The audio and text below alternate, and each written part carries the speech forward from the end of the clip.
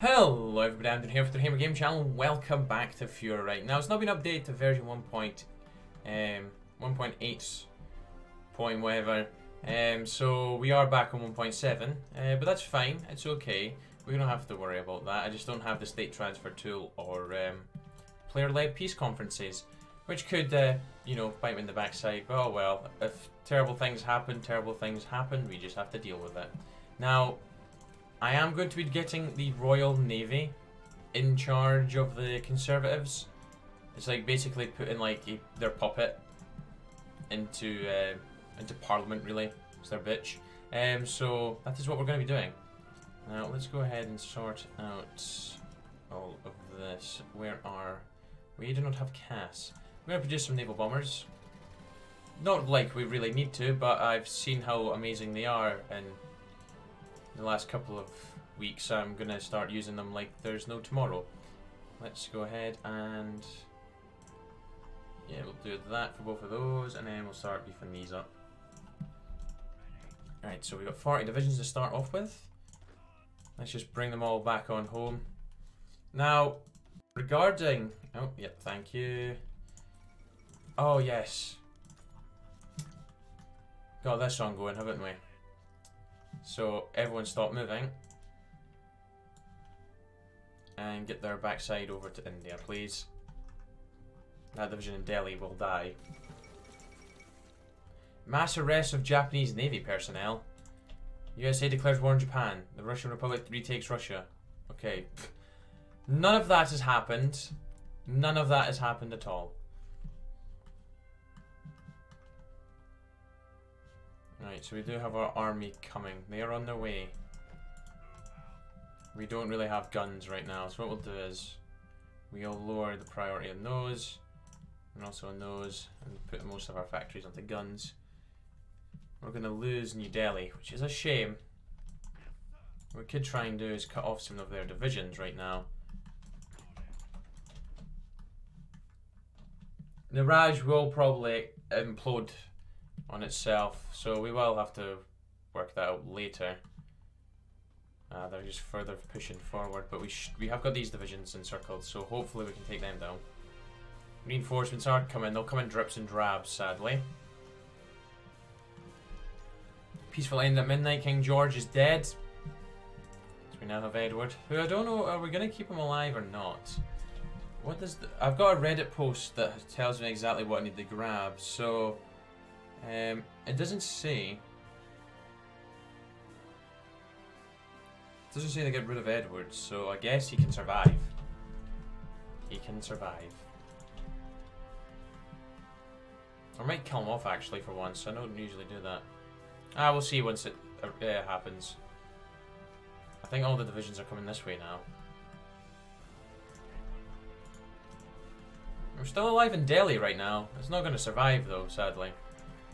Right, you may be wondering why we're going down here, but I need to reorganize the Admiralty.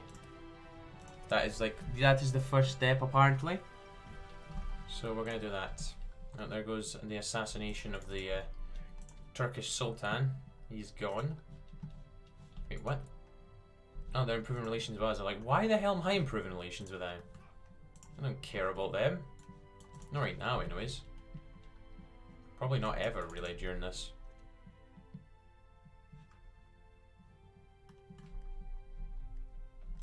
I was gonna say, I don't like how that division's there, but let's sort that out. Sort that out, hopefully. Alright, a lot more men are coming. Let's actually get a field marshal on them. Alan Brooke and McCloud can take control of the army right now. I know it's way over his capacity, but Delhi's actually been liberated. Well, not liberated, actually, they've reached it. We've managed to secure it. They must have bottled it up there. That division's dying, sadly. The French! You froggy inbuggers. How dare you? It's cool. We will deal with them anyways. I don't think I'm going to ally with them. If anything, I'll ally with the Germans and then betray them. That's always fun, betraying the Germans. Oh, we abandoned Delhi.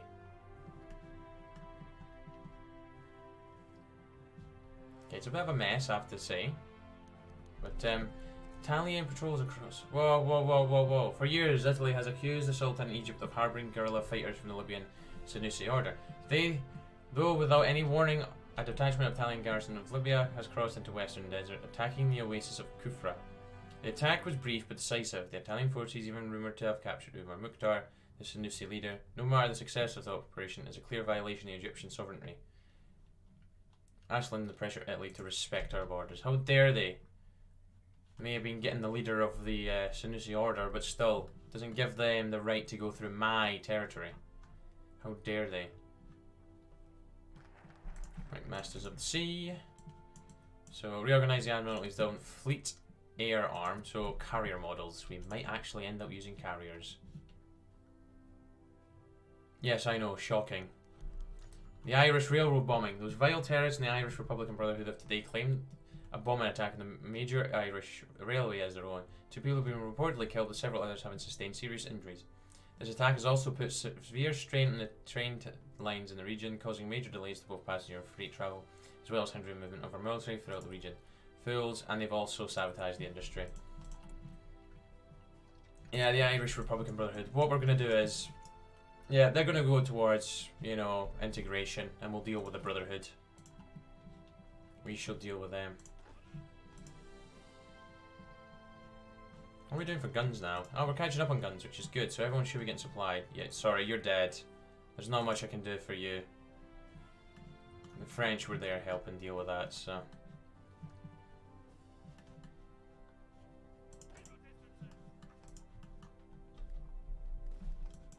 At least the division in Delhi survived.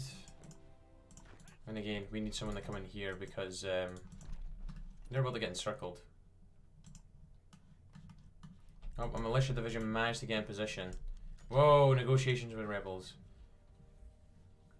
As Revolt in India spirals quickly out of control, it has become clear to both our government and the British Army Chief of General Staff that this rebellion will take a significant amount of time, equipment and manpower to put down efficiently.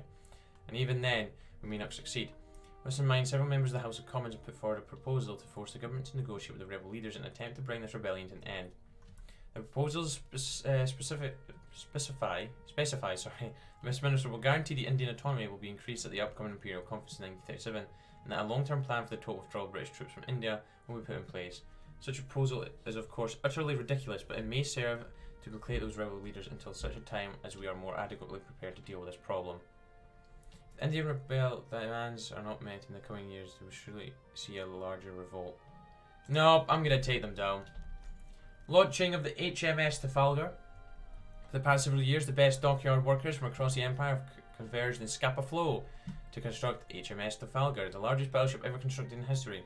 While normally secretive, much fuss has been made of the construction of the vessel, as HMS Trafalgar is intended to serve as a symbol of British naval dominance. Named after a victory over the combined French and Spanish fleets at Trafalgar in 1805, the date has since been used as a historical note to mark the beginning of our unmatched naval dominance. HMS Trafalgar would serve not only as a symbol of our strength, but as a reminder that our phallocracy cannot be challenged successfully. HMS Trafalgar would be deployed at Scapa Flow, and there's the Trafalgar class. We'll be working on our navy later on. Not right now. What we need to work on right now is putting down these bloody rebels. The Calcutta garrison is there. What are they doing out this way? I need more divisions to cover this part of the front. A strange intergrum. You push to New Delhi. Georgians request that we arm them. Why? We don't have enough guns to do that. No. Why exactly what my thinking was there. Why would I do that? Convince the admirals. The French are back to try and kill another division off. Japan asked for the Trafalgar designs. Foreign Office has just received a letter from the Japanese Knight requesting that give the Japanese a duplicate for the design of our state-of-the-art flagship HMS Trafalgar. The Admiralty is currently hosting a fierce debate for the confidentiality of our trials, while both houses of government are hosting debates just as fierce on whether or not we should hand over the designs. If we do, we can be sure that Japan will be building a ship of roughly the same displacement and analyse the weaknesses of our design. But if we don't, we'll be damaging our relationship heavily. Do we risk it or not? What's a design for good relation? What in the world did they expect? I'm not giving them the bloody HMS Trafalgar design. Do I look like a fool? Don't answer that, guys. Don't answer that question. It was rhetorical. Right. If they want to play encirclement games, I can play them too. Oh, we might actually be able to liberate this division. Oh, maybe. Oh, you sons of guns. Pesky French intervention is a bit annoying. But I'll get my revenge on them. There's only militia divisions we lost anyways. Oh. Alright, there's upgraded rifles. I'm not going to bother putting them into production right now. I'm going to upgrade in our artillery and grab the anti-tank now. Oh, nice. And are we encirclement? Glorious. We're getting encirclements all over the place now, which is really good for us. Empire Day. Get some political power for that. First Lord of Admiralty. Right, good. Right. This is the second step. Appoint Alfred Duff Cooper as the First Lord of Admiralty when the corresponding event comes up, which is this, because there's Cooper is the man for the job. Alfred Duff Cooper. So for 5 years, the Right Honourable Bolton Ayres Monzel has served as the First Lord of Admiralty in our government. Though he has for the past few months signalled to the government that he wishes to resign his post citing ill health, only participating in the backbenches of Parliament where necessary. Therefore falls to determine who shall replace the Viscount as First Lord of the Admiralty, and there are several choices we can make. First is to bring Sir Winston Churchill once more back into the government despite his failure at the Dardanelles during the Great War, the failure of which led to the cancellation of his brainchild, the proposed Gallipoli campaign. Churchill has managed to stay afloat politically, but only barely, using his influence with several high-ranking members of the Royal Navy to maintain his relevance. Secondly, we have Leo Amory, previous First Lord of Admiralty in the 1920s, and seen as a reliable candidate to replace the Viscount. Amory has, however, seen scrutiny by some MPs for his close links to the Round Table movement and its interest in imperial politics. Regardless, Amory has shown himself to be capable in the post that would be a reliable choice. Our final candidate is Alfred Duff Cooper, somewhat of a firebrand in the Parliament and highly critical of the government's recent position of pacifism, there we go. In the face of rising tension worldwide, Cooper would ensure the Royal Navy maintains its strength abroad and at home. Cooper is a man for the job. Amy Johnson flies to South Africa. Famous female aviator Amy Johnson has once again embarked to break the speed record for the flight from London to Cape Town. She successfully regained the record today as she touched down in Cape Town to sound of tremendous cheer from the crowds. Jolly good show. And let's go ahead and kill these guys. We have nice wee encirclements current. Let's actually get some infantry pushing towards Calcutta. I think that's where the French are hiding out. Those pesky French divisions. I was maybe going to actually help them, but since they were doing this, then I'm not going to help them at all. It's taking some time to put this down, but it is only May now, so it hasn't exactly been too chaotic. And we are mopping them up now and getting the encirclements we need, so... We will have to do our reclamation of the duel later on, though. I'm sure it'll still break away. Let's get to Patna.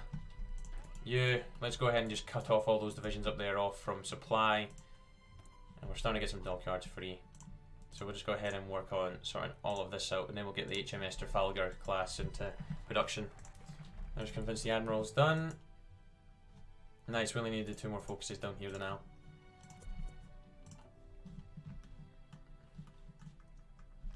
Aha! Look who we found. It's the pesky French volunteers. Hello. Time for you to die. There we get for sticking your nose into business that doesn't, you know, doesn't involve you. Do we not have a... There we go. I was going to say, but do we not have a plan drawn? Crush them, please. Oh no, they've cut you off. It's okay, you can walk around there. And if not, we can just bring up this division up there to help out. Do we have... Oh, we can move. Oh yeah, we have undisturbed isolation right now. We're going to get the London stop. Oh. Much like his father before him, King Edward is a strong-willed man and in many ways tirelessly stubborn, shirking, of many of the protective measures employed by the household guard. The new king is determined to be seen as a man of the people. Some he says cannot be accomplished if he has a large number of bodyguards following him around all day. As such, he began refusing to be seen with significant detachment of bodyguards in public. The king's advisors have reminded him time and again that while the people may respond positively to the way he mingles among them without fear, this place him at significant risk. While the king has authority in this matter, we cannot force him to agree to our whims. Perhaps it would be wise to allow the normal security detachment to instead volunteer to remain close by, for his protection of course. Contain the number of guards whether he likes it or not, because I don't want him to die. And, you know, we just lost King George, so let's not get Edward assassinated. I'm hoping we can free that division. The Manchester Canal breach. When the Boston-Manchester Canal burst its banks at Little Lever yesterday, millions of gallons of water cascaded 300 feet into the River Irwell, carrying down hundreds of tons of earth and stones. The river rapidly became blocked on the Bury side, and the banked up water flooded the surrounding land. Like Niagara was the description applied by one resident in the vicinity. Bricks and iron reinforcements of the side of the canal were torn away and carried into the river. Canal barges were smashed up as they too swept over the falls. Fortunately, there are no houses in the neighbourhood and no one was hurt. It is feared that work as a paper mill and chemical works, which depend upon the canal for transport, will be affected. Send the maids! Which will take the political power. I was looking at potentially getting a military staff in. Oh, there's Alfred Duff Cooper there. We could also get other guys in, but I'm going to save the political power for now. To Patna. Oh, look what we've done. We've killed them. Yep, that's what you get, France. Let's push the Dhaka. Ah, glorious. That is a nice encirclement in there. Claude, get your men to push and kill them. And we're pushing and killing this lot as well. There we go, the Indian revolt's been dealt with. I thought India was my puppet. How did they start taking land? I know it's their land and they're going to get it all anyways, but... The British Raj. There we go, we've sorted that out. Let's return home now. Which we already have the fallback line drawn. Let's go ahead and get all of our troops back. And let's start upgrading the army. Returning Rajland.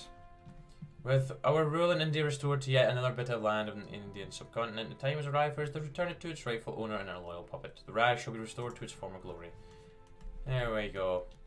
King Edward survives the assassination attempt. This afternoon, as King Emperor Edward rode on horseback at Constitution Hill near Buckingham Palace, a lone gunman produced a loaded revolver and took aim at the king. Due to the valiant efforts of the members of the crowd, the would-be assassin was tackled to the ground and held in position until members of the Scotland Yard hurried to the location. So far, the King Emperor has released a statement regarding the situation, saying that he and his family were unharmed, yet somewhat shook by the attempted murder. Quietly, questions are being asked about the competency of Scotland Yard, which allow the gunman to get within firing distance of a member of the royal family, although many are simply glad that the assassination was a failure. The man in question, identified as one Jarrow Bannigan, has been placed in custody of Scotland Yard with his trial pending. A known fraudster. The motives for the attempted murder are unknown at this time. It may be many months before a reason is identified, if one can be found at all. For many, this recent act is emblematic for a larger political problem in the empire. For others, they are simply happy to know that for now a crisis has been averted. Goodbye, stability. And we've expanded the naval shipyards, so let's reorganise the Admiralty. That'll be step 1 and 2 completely finished for getting the Royal Navy. We need to choose a Tory majority in the snap election and take the focus full austerity. Full austerity. That is down the London stock market crash path. Full austerity. Which isn't really the one I ever... Do I actually go... I can't remember if I've ever went down this one. Economic instability for a year. I was going to say 100 days, but a year. Yes, I'm sorry, Mosley. We're not doing your plan. You can bugger off. So we can do either way. We'll probably do the import taxes way. Possibly. We'll decide once that problem arises, which should be relatively soon. Let's go ahead and start researching tanks and getting them updated. And we have so many fleets. We'll organise that soon as well. Like I say, the Great War. Colonial unrest. We are going to be trying to get the Imperial Federation, so... Actually, is it Fuhrerreich that it doesn't work? Still, I'm not doing any of the other ones. I don't care if it doesn't work, I'm still going to be doing it. Right, well, we've reorganised the Admiralty. I'm sure that is all we need to do down there. Yeah, start going for the reorganised Admiralty focus in the carrier-based Navy tree. Yep, I've done that. Reorganise the Admiralty. Okay.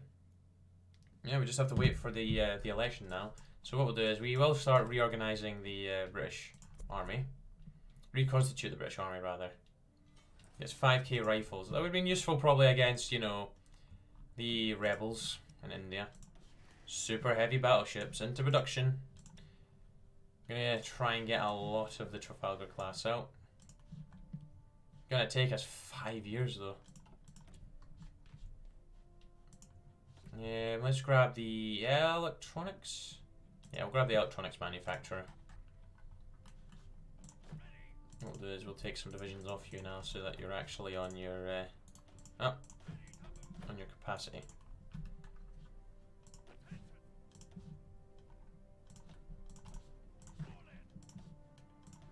Oh no, you're supposed to be green.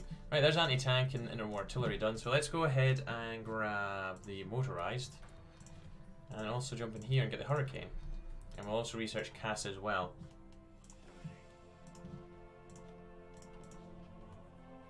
Now, depending on what happens in America, we may intervene over there and try and take them down. Potentially. That is on the cards, because we do have a focus for getting a war goal on them.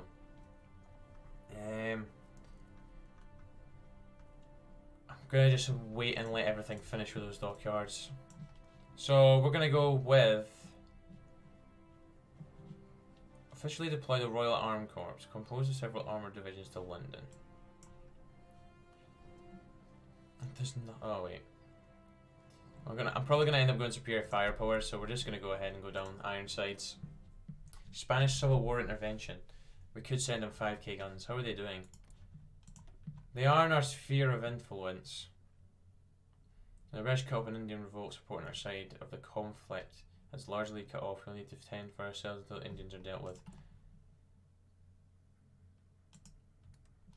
Is that going to help you out? Yep, that has helped them out. So they should do a lot better now, hopefully. Should send volunteers. I need world tension 100% to send volunteers to that. French, however, have been able to... Oh, Brotherhood targets the Rick. And here we go, the London stock market crash. Last week saw a tumultuous 5 days for the London stock market. Fueled by fears of shortage of goods and resources due to the ongoing revolt in colonial Africa and India, the stock exchange continued to vary wildly. Its news dripped out from Westminster regarding efforts to prevent further insurrection throughout the empire. It appears the worst was yet to come. Following the conclusion of the trial of the CEO of Harty Group, prominent businessman Clarence Harty and his associate with the imprisonment of all those under investigation of the crimes of mass fraud and forgery, investor confidence in the stock market plummeted. Mass selling ensued over the course of today, with traders seemingly in a frenzy of panic. As government scrambles to find a way to prepare for the economic repercussions, the effects of the 1936 London stock market crash are certain to be felt beyond Britain, most of all in the Empire and its dominions. My God. The Mashriki Kingdom breaks 3.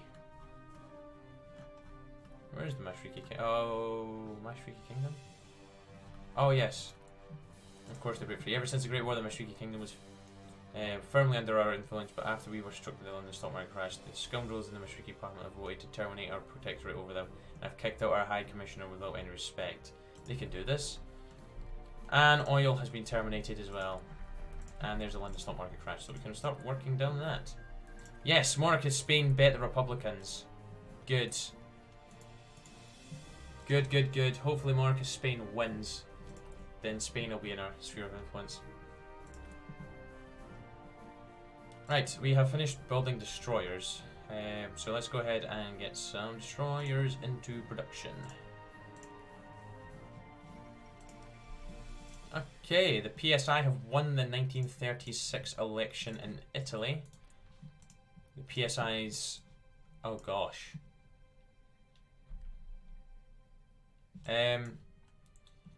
Okay, I've not seen them go down this way yet, so it'll be interesting to see if they seek support from Moscow or if they do their own thing. But I'm presuming the Soldier King is going to get kicked out. Victor Emmanuel III, I'm sure he's going to get kicked out. They will not want to have the monarchy around, I don't think. Anyways, we need to start working down for full austerity. Yeah, I don't really want to remove factories, thank you. Let's do economic stimulus. I feel like that's the one I always do. So nothing new there, guys. I apologise. Let's go ahead and... Oh, the Jarrow March begins. Gonna get some subs as well. As the London stock market collapse continues to affect the world, there is no place hurt more than our own nation. The Tyneside town of Jarrow has been particularly damaged by the effects of the economic crash, with several factories being closed and the important Parma shipyard. Today, several hundred now unemployed men held a meeting where they announced their intention to march to London in order to present the government with a petition to reopen the industry in Jarrow that is crucial to employment. While normally this sort of event would go unnoticed, the media has made much of a fuss of it, and it has attracted both the attention and imagination of the public, going so far as to win support of some more prominent local leaders. As the march continues over the coming month, it will be likely to be a source of political instability and will only inflame the ongoing political crisis following the London market collapse. Jarrow Crusade. Not great. Obviously, once we get through these negative... Well, that's 5 now stacked up. As long as we can deal with those, we should be fine. And United Socialist Front, you can get away with that. Prominent clergyman supports marchers. We had attention to the Jarrow March spiked once again today as local clergyman turned out in Ripon, with even the local bishop appearing to offer support for the marchers. It's clear from even a few days of coverage that the Jarrow March is likely to attract significant public interest. And Denmark is attacking the Hamburg Commune. Heinrich Luffenberg is probably going to be dealt with here. Locals aid Jarrow Marchers. As the Jarrow March enters its first week, there has been numerous worrying signs of public approval and support for the marchers, which was particularly emphasised today. Marchers were greeted by several locals as they entered Ferry Hill in County Durham, where they were offered food and drink as well as great showing of support. This is expected to continue as the march progresses, as many within our nation suffer identical situations to the Jarrow Marchers. It's getting worse for us.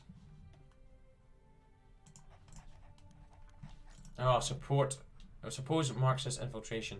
As the Jarrow March continues to attract public attention throughout our country, we receive worrying news from local police officers in the area as new elements infiltrating the march itself. Suspected members of both the British Socialist Party and the Workers' International League have apparently been stirring up trouble during the march by attempting to encourage those marchers to become more vocal and forceful in their refutations of government policy. So far, they appear to be unsuccessful. Many within our government have begun to worry that the Jarrow March may soon become a front for the radical socialist elements of our society, which may then attempt to use it to cause disruption in the capital. Facing this, we are left with two choices: allow the march to continue and deal with whatever consequences may occur, or order the police to end the march now, likely the great deterrent to our government. It's time to put an end to this nonsense, or let it run its course. I'm going to let it run its course.